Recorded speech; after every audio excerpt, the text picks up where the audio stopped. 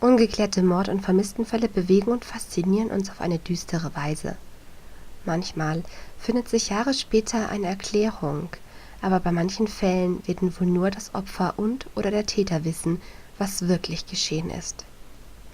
Ein Fall, der besondere Aufmerksamkeit bekommen hat und bis heute viele Fragen aufwirft, ist der von Elisa Lam.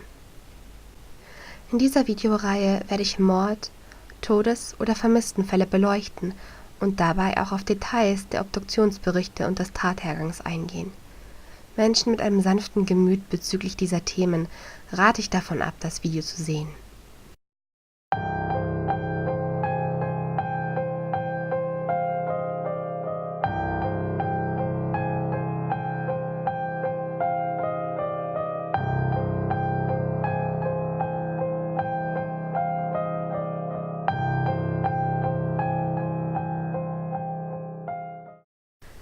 Der mysteriöse Tod der Elisa Lam. Elisa Lam, geboren am 30. April 1991, war eine kanadische Studentin in Vancouver. Ihre Leiche wurde am 19. Februar 2013 aus einem Wassertank auf dem Dach des Cecil Hotels geborgen. Nicht nur weist die Geschichte eine gruselige Ähnlichkeit mit dem Horrorfilm Dark Water auf, auch das Cecil Hotel hat eine lange tragische und blutige Geschichte von Morden. Sogar eine Staffel der Serie American Horror Story basiert auf Mythen und Verbrechen rund um das berühmte Hotel. Auch nach Renovierung und Namensänderung wird es seinen Ruf nicht los. Die Person Elisa Lam. Elisa Lams Eltern stammten aus Hongkong und führten ein Restaurant in Vancouver, Kanada. Elisa selbst studierte an der University of British Columbia und wurde nur 21 Jahre alt. 2013 unternahm Elisa Lam eine Reise an der Westküste der USA entlang, unter anderem nach San Diego, San Francisco und Los Angeles. Es ist dokumentiert, dass Elisa Lam an Depressionen und einer bipolaren Störung litt. Bipolare Störungen verlaufen oft wellenhaft, mit depressiven und manischen Phasen, die sich abwechseln. In manischen Phasen kann es im Extremfall auch zu psychotischen Episoden mit Halluzinationen kommen. Laut ihrer Familie hatte sie in der Vergangenheit nie versucht, sich das Leben zu nehmen oder suizidale Tendenzen gezeigt. Jedoch schien sie sich zunehmend Sorgen zu machen, dass in ihrem College Report auffallen würde, dass sie sich aufgrund ihrer psychischen Gesundheit aus einigen Kursen abgemeldet hatte. Sie erhielt folgende Psychopharmaka: Dextroamphetamin, ein Stimulatium, das bei ADHS oder Narkolepsie verschrieben wird. Lamotrigin, ein entkrampfender Stimmungsstabilisator für Epilepsie oder bipolare Störungen. Venlafaxin, ein Serotonin-Noradrenalin-Wiederaufnahmehemmer, verschrieben bei Depressionen oder Angststörungen. Bupropion, ein atypisches Antidepressivum für Depression. Damit folgte die Medikation der Empfehlung der APA, der amerikanischen Psychologenvereinigung. Zur Behandlung bipolarer Störungen wird von ihnen ein Antidepressivum in Kombination mit einem Stimmungsstabilisator und einem Antipsychotikum empfohlen.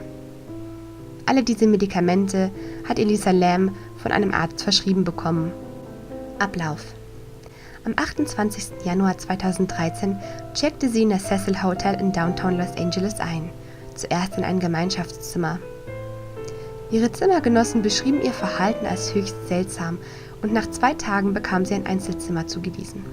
Am 31. Januar hätte sie auschecken und nach Santa Cruz weiterreisen sollen.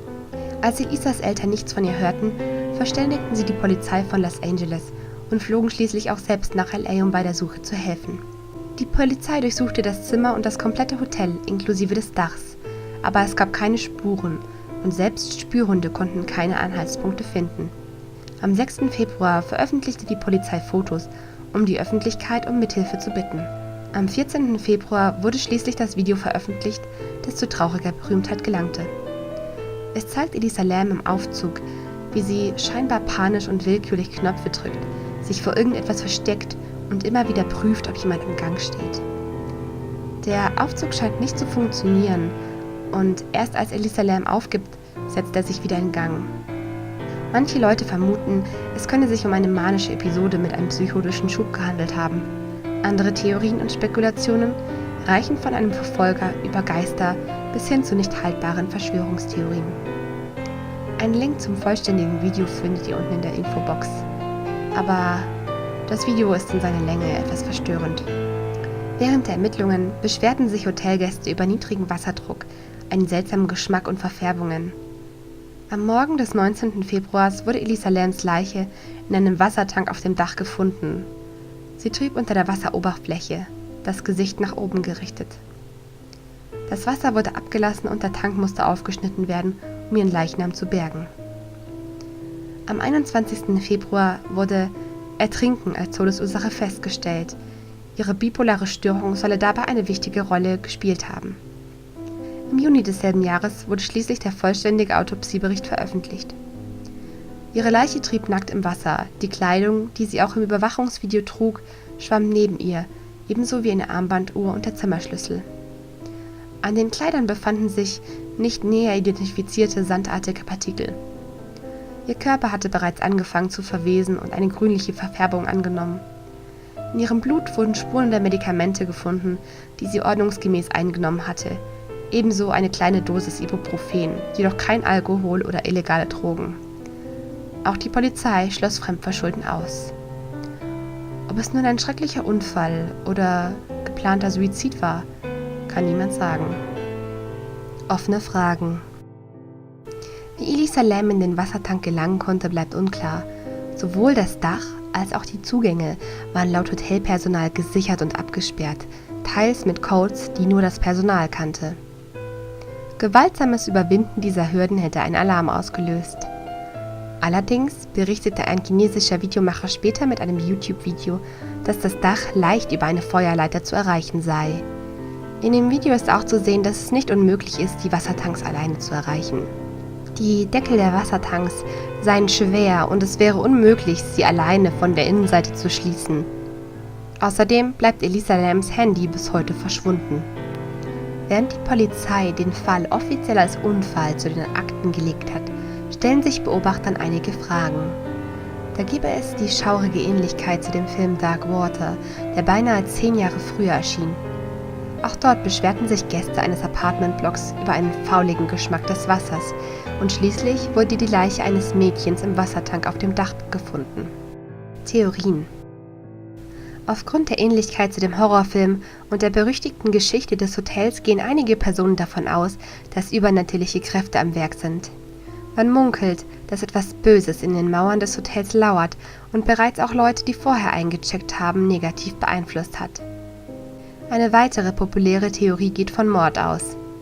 Einige vermuten in dem seltsamen Verhalten von Elisa Lam im Aufzug keine Auswirkungen ihrer psychischen Störungen, sondern die Angst vor einer realen Person. Doch wie passt das zusammen? Elisa Lam trieb nackt in dem Wassertank und ertrank offensichtlich.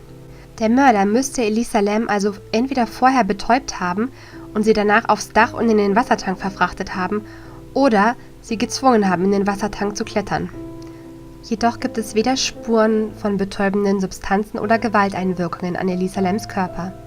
Viele Anhänger der Theorie verweisen explizit auf Elisas Verhalten im Überwachungsvideo und behaupten, das Videomaterial sei im Nachhinein bearbeitet gewesen.